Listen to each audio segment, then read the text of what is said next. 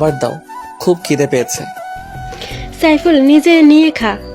তুমি থাকতে আমাকে নিয়ে খেতে হবে কেন? আমি কি সারা জীবন থাকবো নাকি? ধুর, এসব কি বলো? এসব আর কখনো বলবে না। বলবো না তাহলে একটা বিয়ে করে আমাকে বৌমার মুখ দেখা। কি বলো? আমি সবেমাত্র অনার্স ফার্স্ট ইয়ারে পড়ি, এখনো পিচ্ছি একটা পোলা। আমাকে কি কেউ মেয়ে দিবে?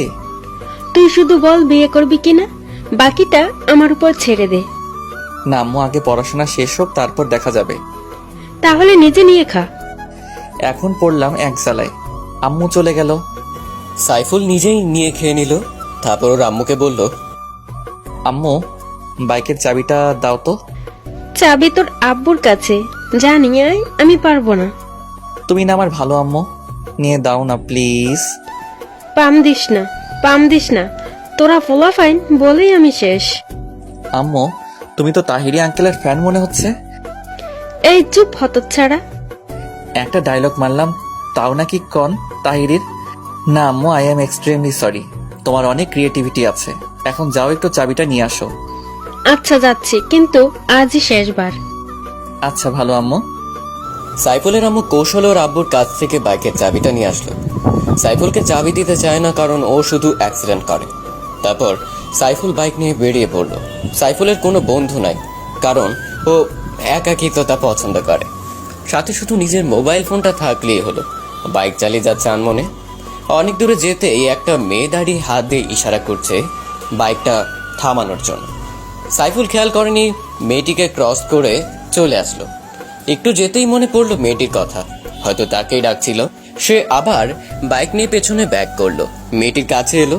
মেয়েটির দিকে তাকিয়ে আর নজর ফেরাতে পারছে না। এমন সুন্দরী মেয়ে বাংলাদেশে দেখা যায় না সচরাচর। বাংলাদেশের মেয়েগুলো তো সব মেকআপ সুন্দরী, আটা ময়দার ফ্যাক্ট।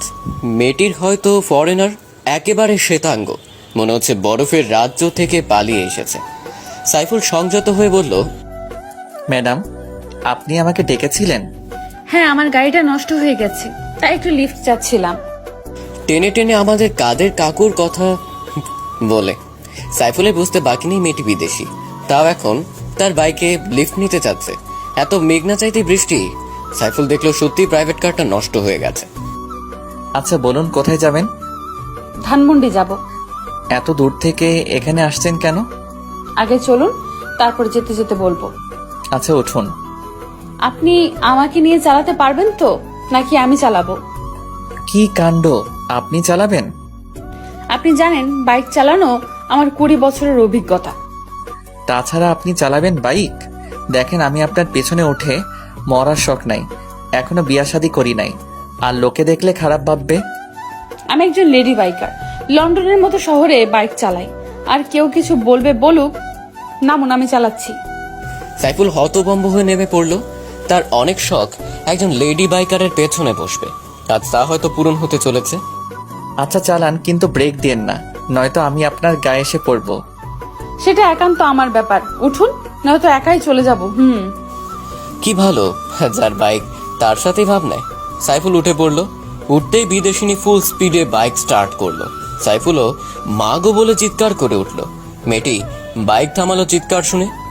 কি হলো, এত জোরে চিৎকার করলেন কেন? আপনি তো সত্যি বেতাল বাইকার, এত জোরে কেউ বাইক চালায়? আমি তো ভয় পেয়ে গেছি।